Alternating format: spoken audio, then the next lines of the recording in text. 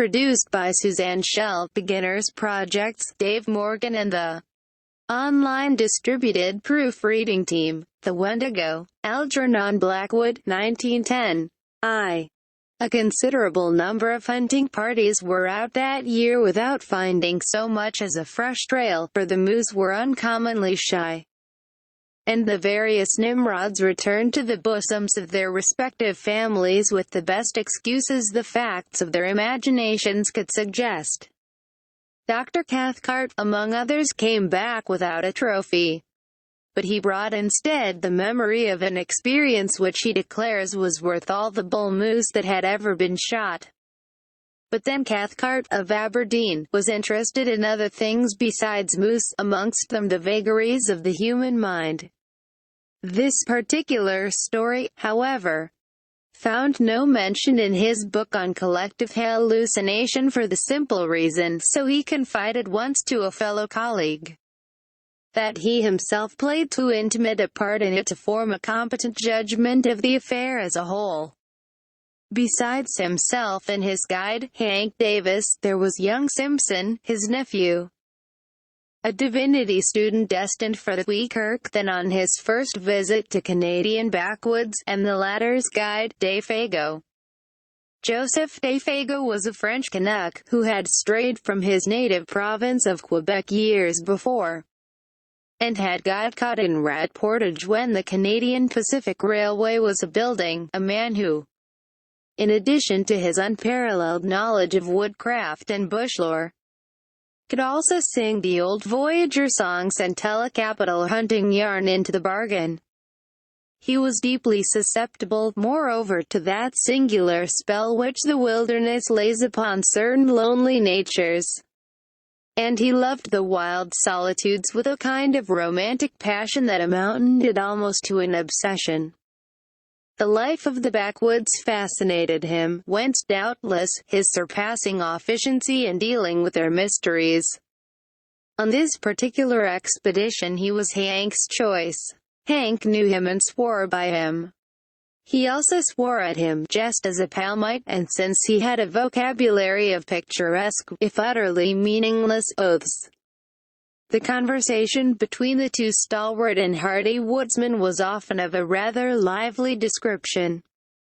This river of expletives, however, Hank agreed to dam a little out of respect for his old hunting boss, Dr. Cathcart, whom of course he addressed after the fashion of the country as Doc, and also because he understood that young Simpson was already a bit of a parson. He had, however, one objection to Defago, and one only, which was that the French Canadians sometimes exhibited what Hank described as the output of a cursed and dismal mind, meaning apparently that he sometimes was true to type, Latin type, and suffered fits of a kind of silent moroseness when nothing could induce him to utter speech. Defago, that is to say, was imaginative and melancholy, and, as a rule, it was too long a spell of civilization that induced the attacks, for a few days of the wilderness invariably cured them. This, then, was the party of four that found themselves in camp the last week in October of that shy moose year, way up in the wilderness north of Rat Portage, a forsaken and desolate country. There was also Punk, an Indian, who had accompanied Dr. Cathcart and Hank on their hunting trips in previous years, and who acted as cook. His duty was merely to stay in camp, catch fish, and prepare venison steaks and coffee at a few minutes' notice. He dressed in the worn-out clothes bequeathed to him by former patrons, and, except for his coarse black hair and dark skin, he looked in these city garments no more like a real redskin than a stage Negro looks like a real African. For all that, however, Punk had in him still the instincts of his dying race. His taciturn silence and his endurance survived, also his superstition. The party round the blazing fire that night were despondent, for a week had passed without a single sign of recent moose discovering itself. Dave Fago had sung his song and plunged into a story, but Hank, in bad humor, reminded him so often that he kept mussing up the facts so that it was most all nothing but a petered-out lie, that the Frenchman had finally subsided into a sulky silence which nothing seemed likely to break. Dr. Cathcart and his nephew were fairly done after an exhausting day. Punk was washing up the dishes, grunting to himself under the lean-to branches, where he later also slept. No one troubled to stir the slowly dying fire. Overhead the stars were brilliant in a sky quite wintry, and there was so little wind that ice was already forming stealthily along the shores of the still lake behind them. The silence of the vast listening forest stole forward and enveloped them. Hank broke in suddenly with his nasal voice. "I'm in favor of breaking new ground tomorrow, Doc," he observed with energy, looking across at his employer. "We don't stand a dead dago's chance around here." "Agreed," said Cathcart, always a man of few words. "Think the idea's good?" "Sure Pop, it's good," Hank resumed with confidence. "Suppose, now, you and I strike west, up Garden Lake way for a change. None of us ain't touched that quiet bit o' land yet. I'm with you. And you, Dave Fago, take Mr. Simpson along in the small canoe, skip across the Lake Puerto Jover into 50 Island water, and take a good squint down that thar southern shore.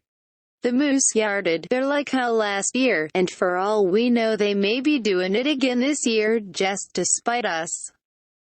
Dave Fago, keeping his eyes on the fire, said nothing by way of reply. He was still offended, possibly, about his interrupted story.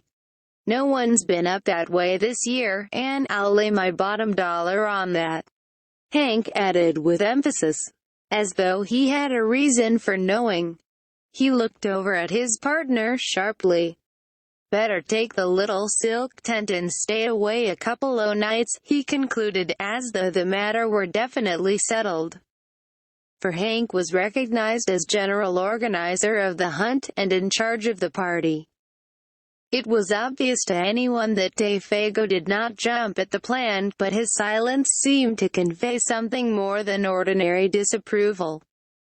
And across his sensitive dark face there passed a curious expression like a flash of firelight, not so quickly, however, that the three men had not time to catch it.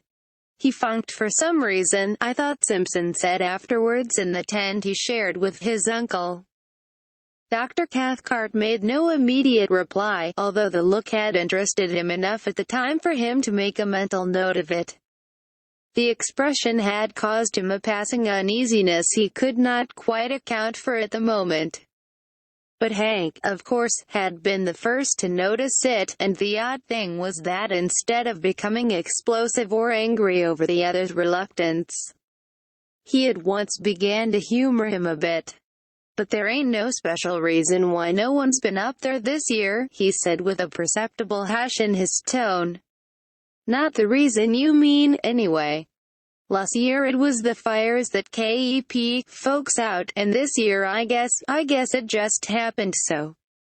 That's all." His manner was clearly meant to be encouraging. Joseph Dave Fago raised his eyes a moment, then dropped them again. A breath of wind stole out of the forest and stirred the embers into a passing blaze. Dr. Cathcart again noticed the expression in the guide's face, and again he did not like it. But this time the nature of the look betrayed itself. In those eyes, for an instant, he caught a gleam of a man scared in his very soul. It disquieted him more than he cared to admit. "Bad Indians up that way?" he asked, with a laugh. "Wheeze matters a little," while Simpson, too sleepy to notice this subtle byplay, moved off to bed with a prodigious yawn. Or anything wrong with the country," he added, when his nephew was out of hearing. Hank met his eye with something less than his usual frankness. "He's just skeered," he replied good-humoredly. "Skeered stiff about some old fairy tale. That's all, ain't it, old pard?" and he gave Dayfago a friendly kick on the moccasined foot that lay nearest the fire. Dayfago looked up quickly, as from an interrupted reverie, a reverie, however, that had not prevented his seeing all that went on about him. "Skeered? Nothin'," he answered with a flush of defiance. "There's nothin' in the bush that can skeer Joseph Dayfago. And don't you forget it." And the natural energy with which he spoke made it impossible to know whether he told the whole truth or only a part of it. Hank turned towards the doctor. He was just going to add something when he stopped abruptly and looked round. A sound close behind them in the darkness made all three start. It was old Punk, who had moved up from his lean-to while they talked and now stood there just beyond the circle of firelight, listening. "'Nother time, Doc," Hank whispered, with a wink, when the gallery aide stepped down into the stalls. And, springing to his feet, he slapped the Indian on the back and cried noisily, "Come up, T, the fire, and warm her dirty red skin a bit." He dragged him towards the blaze and threw more wood on. "That was a mighty good feed you give us an hour or two back," he continued heartily, as though to set the man's thoughts on another scent. "And it ain't Christian to let you stand out there freezin' our old soul to hell while we're gettin' all good and toasted." Punk moved in and warmed his feet, smiling darkly at the other's volubility which he only half understood, but saying nothing. And presently Dr. Cathcart, seeing that further conversation was impossible, followed his nephew's example and moved off to the tent, leaving the three men smoking over the now blazing fire. It is not easy to undress in a small tent without waking one's companion, and Cathcart, hardened and warm-blooded as he was in spite of his 50-odd years, did what Hank would have described as considerable of his twilight in the open. He noticed during the process that Punk had meanwhile gone back to his lean, and that Hank and Dayfago were at hammer and tongs, or rather, hammer and anvil, the little French-Canadian being the anvil.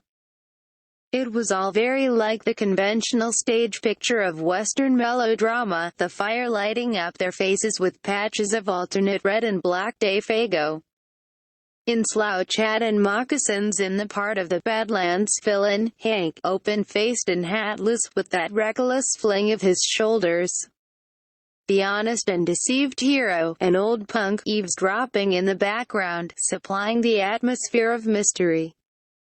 The doctor smiled as he noticed the details, but at the same time something deep within him, he hardly knew what, shrank a little, as though an almost imperceptible breath of warning had touched the surface of his soul and was gone again before he could seize it. Probably it was traceable to that scared expression he had seen in the eyes of Dayfago, probably. For this hint of fugitive emotion otherwise escaped his usually so keen analysis. Dayfago, he was vaguely aware, might cause trouble somehow. He was not as steady a guide as Hank, for instance. Further than that he could not get. He watched the men a moment longer before diving into the stuffy tent where Simpson already slept soundly. Hank, he saw, was swearing like a mad African in a New York nigger saloon. But it was the swearing of affection. The ridiculous oaths flew freely now that the cause of their obstruction was asleep. Presently he put his arm almost tenderly upon his comrade's shoulder, and they moved off together into the shadows where their tent stood faintly glimmering. Punk, too, a moment later followed their example and disappeared between his odorous blankets in the opposite direction. Dr. Cathcart then likewise turned in, weariness and sleep still fighting in his mind with an obscure curiosity to know what it was that had scared Dayfago about the country up 50 Island Waterway. Wondering, too, why Punk's presence had prevented the completion of what Hank had to say. Then sleep overtook him. He would know tomorrow. Hank would tell him the story while they trudged after the elusive moose. Deep silence fell about the little camp planted there so audaciously in the jaws of the wilderness. The lake gleamed like a sheet of black glass beneath the stars. The cold air pricked in the drafts of night that poured their silent tide from the depths of the forest. With messages from distant ridges and from lakes just beginning to freeze, there lay already the faint bleak odors of coming winter. White men, with their dull scent, might never have divined them. The fragrance of the wood fire would have concealed from them these almost electrical hints of moss and bark and hardening swamp 100 miles away. Even Hank and Defago, subtly in league with the soul of the woods as they were, would probably have spread their delicate nostrils in vain. But an hour later, when all slept like the dead, old Punk crept from his blankets and went down to the shore of the lake like a shadow, silently, as only Indian blood can move. He raised his head and looked about him. The thick darkness rendered sight of small avail, but, like the animals, he possessed other senses that darkness could not mute. He listened, then sniffed the air. Motionless as a hemlock stem he stood there. After 5 minutes again he lifted his head and sniffed, and yet once again. A tingling of the wonderful nerves that betrayed itself by no outer sign ran through him as he tasted the keen air. Then, merging his figure into the surrounding blackness in a way that only wild men and animals understand, he turned, still moving like a shadow, and went stealthily back to his lean-to in his bed. And soon after he slept, the change of wind he had divined stirred gently the reflection of the stars within the lake. Rising among the far ridges of the country beyond 50 Island Water, it came from the direction in which he had stared. And it passed over the sleeping camp with a faint and sighing murmur through the tops of the big trees that was almost too delicate to be audible. With it down the desert paths of night, though too faint, too high even for the Indians' hair-like nerves, there passed a curious thin odor. Strangely disquieting, an odor of something that seemed unfamiliar, utterly unknown. The French-Canadian and the man of Indian blood each stirred uneasily in his sleep just about this time, though neither of them woke. Then the ghost of that unforgettably strange odor passed away and was lost among the leagues of tenantless forest beyond. 2. In the morning the camp was astir before the sun. There had been a light fall of snow during the night and the air was sharp.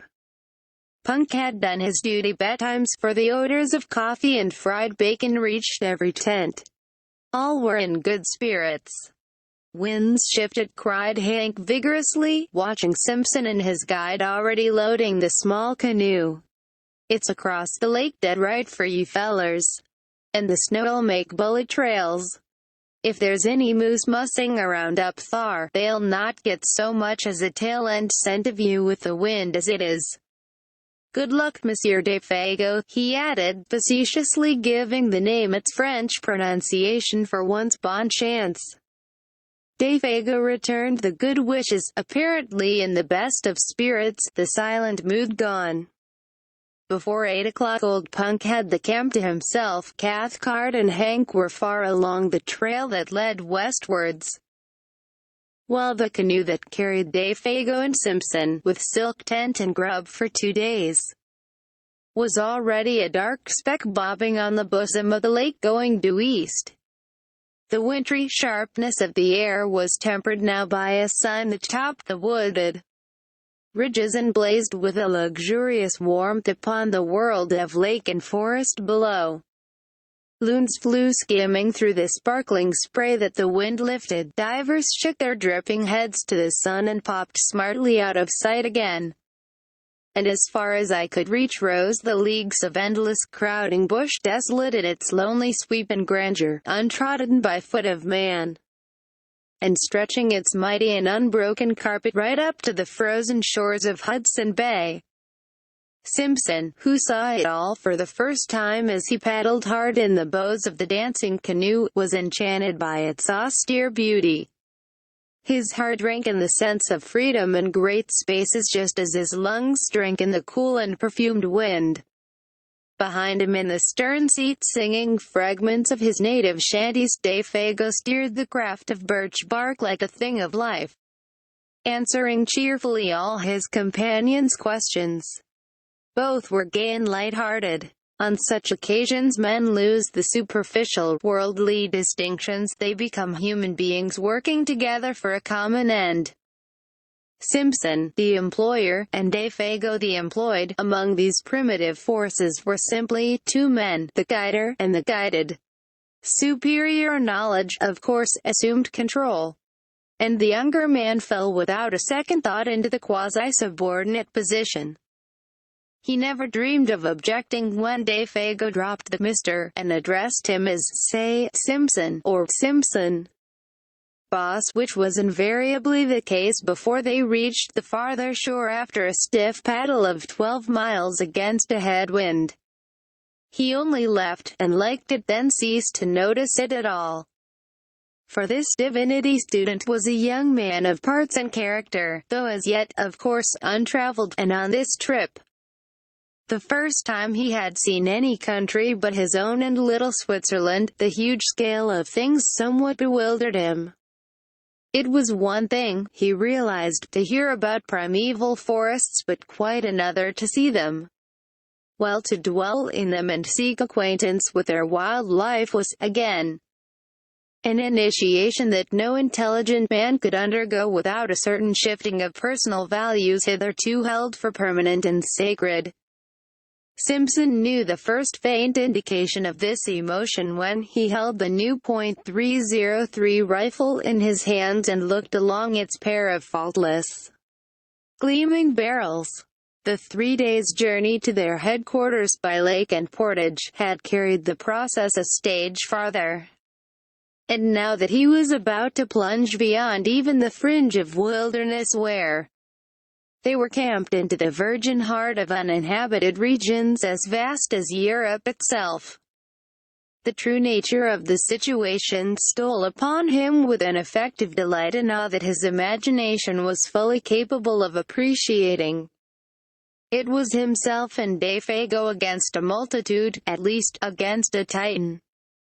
The bleak splendors of these remote and lonely forests rather overwhelmed him with the sense of his own littleness.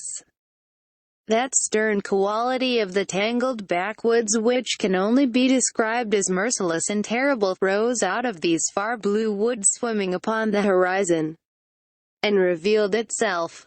He understood the silent warning. He realized his own utter helplessness. Only Defago, as a symbol of a distant civilization where man was mastered, stood between him and a pitiless death by exhaustion and starvation. It was thrilling to him, therefore, to watch Defago turn over the canoe upon the shore, pack the paddles carefully underneath, and then proceed to blaze the spruce stems for some distance on either side of an almost invisible trail, with the careless remark thrown in, "Say, Simpson, if anything happens to me, you'll find the canoe all correct by these marks, then strike due west into the sun to hit the home camp again." See? It was the most natural thing in the world to say, and he said it without any noticeable inflection of the voice. Only it happened to express the youth's emotions at the moment with an utterance that was symbolic of the situation and of his own helplessness as a factor in it. He was alone with Defago in a primitive world, that was all. The canoe, another symbol of man's ascendancy, was now to be left behind. Those small yellow patches, made on the trees by the axe, were the only indications of its hiding place. Meanwhile, shouldering the packs between them, each man carrying his own rifle, they followed the slender trail over rocks and fallen trunks and across half-frozen swamps, skirting numerous lakes that fairly gemmed the forest, their borders fringed with mist, and towards 5 o'clock found themselves suddenly on the edge of the woods, looking out across a large sheet of water in front of them, dotted with pine-clad islands of all describable shapes and sizes. 50 island water," announced Dave Fago wearily, "and the sun just going to dip his bald old head into it," he added, with unconscious poetry. And immediately they set about pitching camp for the night. In a very few minutes, under those skillful hands that never made a movement too much or a movement too little, the silk tent stood taut and cozy, the beds of balsam boughs ready laid, and a brisk cooking fire burned with the minimum of smoke, while the young Scotchman cleaned the fish they had caught trolling behind the canoe. Dave Fago guessed he would just as soon take a turn through the bush for indications of moose. "May come across a trunk where they been and rubbed horns," he said, as he moved off, "or feedin' on the last of the maple leaves." And he was gone. His small figure melted away like a shadow in the dusk, while Simpson noted with a kind of admiration how easily the forest absorbed him into herself. A few steps, it seemed, and he was no longer visible. Yet there was little underbrush hereabouts, the trees stood somewhat apart, well spaced, and in the clearings grew silver birch and maple, spear-like and slender, against the immense stems of spruce and hemlock. But for occasional prostrate monsters, and the boulders of gray rock that thrust uncouth shoulders, here and there out of the ground, it might well have been a bit of park in the old country. Almost one might have seen in it the hand of man.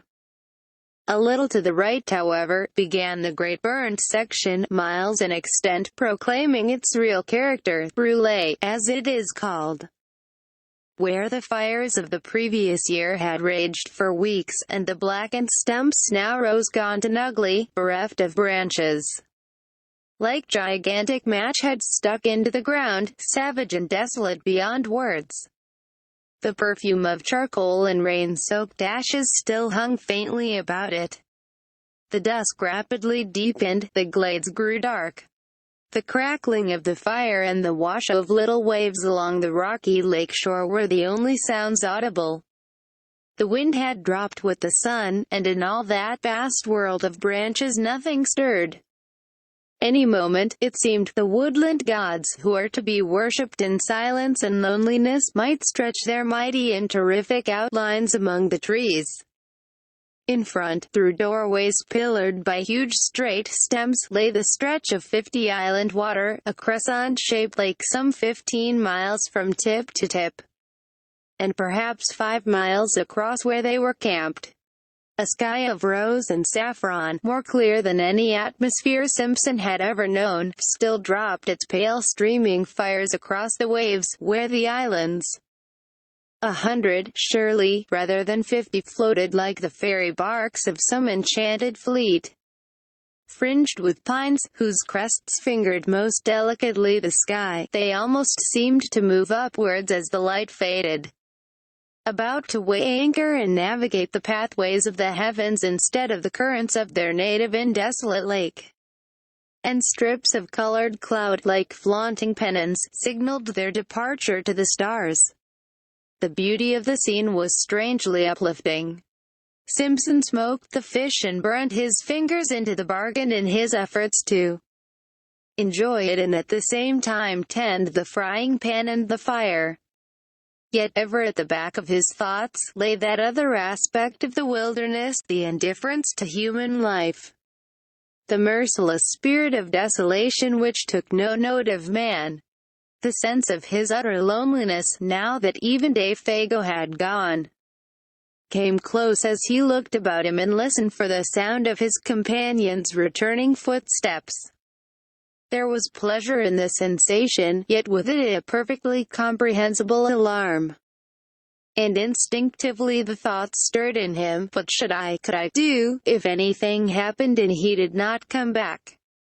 They enjoyed their well-earned supper, eating untold quantities of fish, and drinking unmilked tea strong enough to kill men who had not covered 30 miles of hard going, eating little on the way.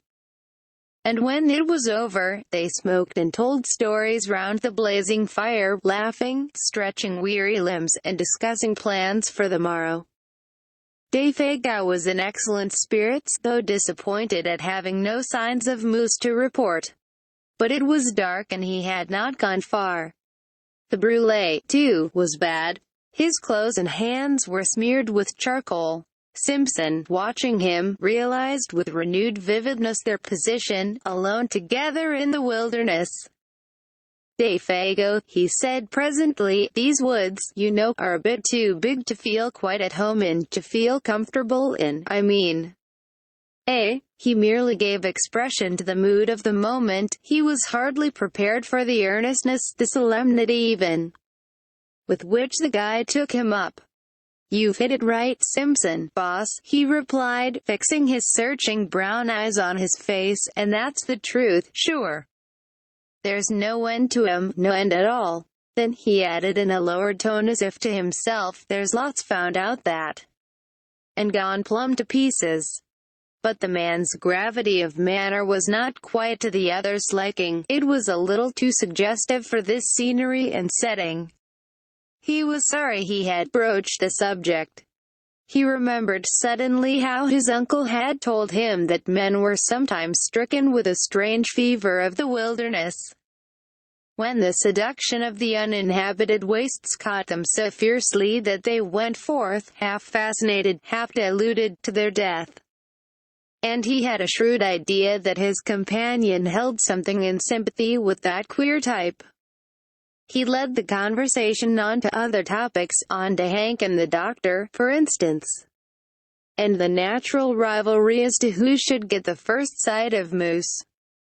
"If they went due west," observed Defego carelessly, "there's 60 miles between us now, with old Punk at halfway house eatin' himself full to bustin' with fish and coffee." They laughed together over the picture. But the casual mention of those 60 miles again made Simpson realize the prodigious scale of this land where they hunted. 60 miles was a mere step. 200 little more than a step. Stories of lost hunters rose persistently before his memory. The passion and mystery of homeless and wandering men, seduced by the beauty of great forests, swept his soul in a way too vivid to be quite pleasant. He wondered vaguely whether it was the mood of his companion that invited the unwelcome suggestion with such persistence. "Sing us a song, Defego, if you're not too tired," he asked. "One of those old Voyager songs you sang the other night." He handed his tobacco pouch to the guide and then filled his own pipe, while the Canadian, nothing loath, sent his light voice across the lake in one of those plaintive, almost melancholy shanties with which lumbermen and trappers lessen the burden of their labor. There was an appealing and romantic flavor about it, something that recalled the atmosphere of the old pioneer days when Indians and wilderness were leagued together. Battles frequent in the old country farther off than it is today. The sound traveled pleasantly over the water, but the forest at their back seemed to swallow it down with a single gulp that permitted neither echo nor resonance. It was in the middle of the third verse that Simpson noticed something unusual, something that brought his thoughts back with a rush from far-away scenes. A curious change had come into the man's voice. Even before he knew what it was, uneasiness caught him, and looking up quickly, he saw that Defego, though still singing, was peering about him into the bush, as though he heard or saw something. His voice grew fainter, dropped to a hush, then ceased altogether. The same instant, with a movement amazingly alert, he started to his feet and stood upright, sniffing the air. Like a dog scenting game, he drew the air into his nostrils in short, sharp breaths, turning quickly as he did so in all directions, and finally, pointing down the lake shore, eastwards. It was a performance unpleasantly suggestive and at the same time singularly dramatic. Simpson's heart fluttered disagreeably as he watched it. "Lord, man, how you made me jump!" he exclaimed, on his feet beside him the same instant, and peering over his shoulder into the sea of darkness. "What's up? Are you frightened?" Even before the question was out of his mouth he knew it was foolish. For any man with a pair of eyes in his head could see that the Canadian had turned white down to his very gills. Not even sunburn and the glare of the fire could hide that. The student felt himself trembling a little, weakish in the knees. "What's up?" he repeated quickly. "Do you smell moose? Or anything queer, anything wrong?"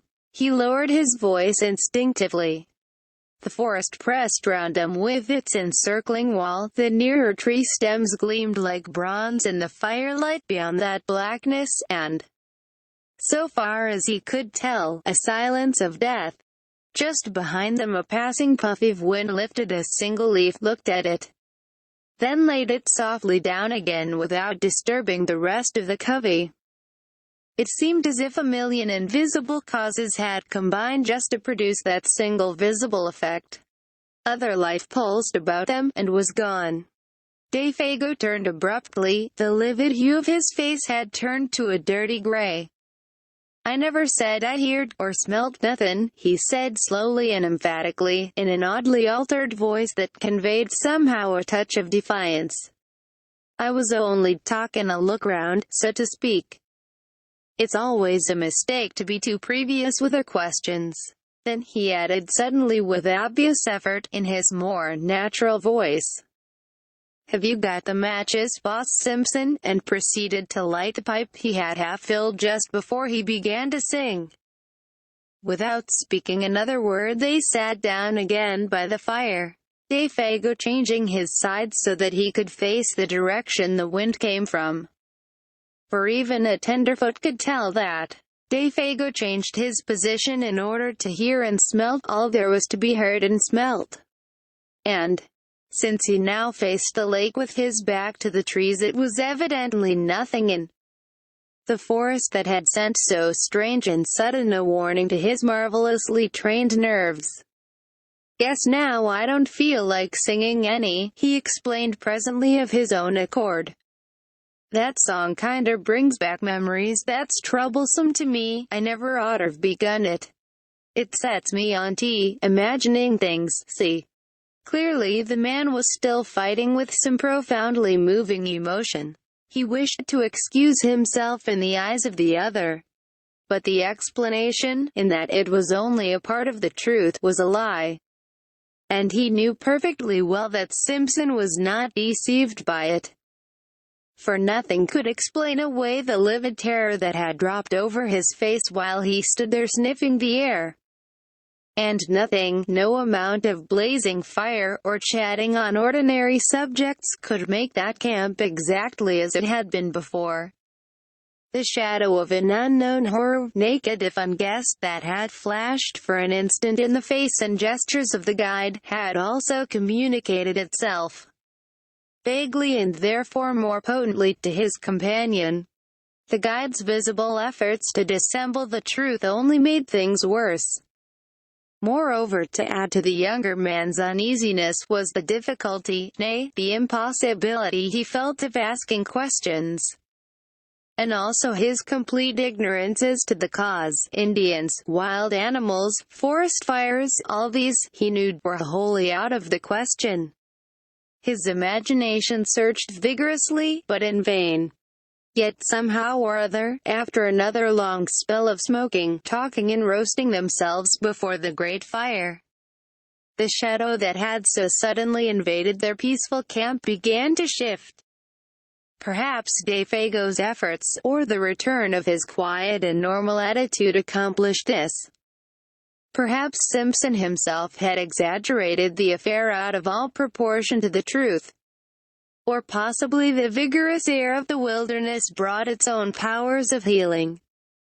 Whatever the cause, the feeling of immediate horror seemed to have passed away as mysteriously as it had come, for nothing occurred to feed it.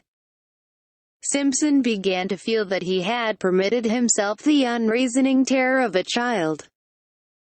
He put it down partly to a certain subconscious excitement that this wild and immense scenery generated in his blood, partly to the spell of solitude, and partly to overfatigue. That pallor in the god's face was, of course, uncommonly hard to explain, yet it might have been due in some way to an effect of firelight, or his own imagination. He gave it the benefit of the doubt. He was Scotch. When a somewhat unordinary emotion has disappeared, the mind always finds a dozen ways of explaining away its causes. Simpson lit a last pipe and tried to laugh to himself. On getting home to Scotland it would make quite a good story. He did not realize that this laughter was a sign that terror still lurked in the recesses of his soul, that, in fact, it was merely one of the conventional signs by which a man, seriously alarmed, tries to persuade himself that he is not so. Dafago, however, heard that low laughter and looked up with surprise on his face. The two men stood, side by side, kicking the embers about before going to bed. It was 10 o'clock, a late hour for hunters to be still awake. "What's ticklin' her?" he asked in his ordinary tone, yet gravely. I was thinking of our little toy woods at home." Just at that moment, stammered Simpson, coming back to what really dominated his mind, and startled by the question, and comparing them to all this, and he swept his arm round to indicate the bush. A pause followed in which neither of them said anything. "All the same, I wouldn't laugh about it if I was you," Dafago added, looking over Simpson's shoulder into the shadows. "There's places in there nobody won't never see into. Nobody knows what lives in there either. Too big, too far off." The suggestion in the god's manner was immense and horrible. Dafago nodded. The expression on his face was dark. He, too, felt uneasy. The younger man understood that in a hinterland of this size there might well be depths of wood that would never in the life of the world be known or trodden. The thought was not exactly the sort he welcomed. In a loud voice, cheerfully, he suggested that it was time for bed. But the guide lingered, tinkering with the fire, arranging the stones needlessly, doing a dozen things that did not really need doing. Evidently there was something he wanted to say, yet found it difficult to get at. "Say, you, Boss Simpson," he began suddenly, as the last shower of sparks went up into the air, "you don't smell nothing, do you?" "Nothing particular. I mean, the commonplace question," Simpson realized, veiled the dreadfully serious thought in his mind. The shiver ran down his back. "Nothing but burning wood," he replied firmly, kicking again at the embers. The sound of his own foot made him start. "And all the evenin' you ain't smelt nothing," persisted the guide, peering at him through the gloom. "Nothing extraordinary and different to anything else you ever smelt before?" No, man, nothing at all," he replied aggressively, half angrily. Dafago's face cleared. "That's good," he exclaimed with evident relief. "That's good to hear." "Have you?" asked Simpson sharply, and the same instant regretted the question. The Canadian came closer in the darkness. He shook his head. "I guess not," he said, though without overwhelming conviction. "It must have been just that song of mine that did it. It's the song they sing in lumber camps and God-forsaken places like that when they're skeered the Wendigo's somewhere around doing a bit of swift traveling." "And what's the Wendigo, pray?" Simpson asked quickly, irritated because again he could not prevent that sudden shiver of the nerves. He knew that he was close upon the man's terror and the cause of it. Yet a rushing passionate curiosity overcame his better judgment, and his fear. Dafago turned swiftly and looked at him as though he were suddenly about to shriek. His eyes shone, but his mouth was wide open. Yet all he said, or whispered rather, for his voice sank very low, was, "It's nothin'. Nothing but what those lousy fellers believe when they've been hittin' the bottle too long. A sort of great animal that lives up yonder." He jerked his head northwards, quick as lightning in its tracks, "and bigger'n anything else in the bush. And ain't supposed to be very good to look at, that's all." A backwoods superstition, began Simpson, moving hastily toward the tent in order to shake off the hand of the guide that clutched his arm. Come, hurry up for God's sake, and get the lantern going. It's time we were in bed and asleep if we're going to be up with the sun tomorrow. The guide was close on his heels. I'm coming, he answered out of the darkness. I'm coming. And after a slight delay he appeared with the lantern and hung it from a nail in the front pole of the tent. The shadows of 100 trees shifted their places quickly as he did so, and when he stumbled over the rope diving swiftly inside, the whole tent trembled as though a gust of wind struck it. The two men lay down, without undressing, upon their beds of soft balsam boughs cunningly arranged. Inside, all was warm and cozy, but outside the world of crowding trees pressed close about them, marshalling their million shadows, and smothering the little tent that stood there like a wee white shell facing the ocean of tremendous forest. Between the two lonely figures within, however, there pressed another shadow that was not a shadow from the night. It was the shadow cast by the strange fear, never wholly exorcised, that had leapt suddenly upon Dave Fago in the middle of his singing. And Simpson, as he lay there, watching the darkness through the open flap of the tent, ready to plunge into the fragrant abyss of sleep, knew first that unique and profound stillness of a primeval forest when no wind stirs, and when the night has weight and substance that enters into the soul to bind a veil about it. Then sleep took him.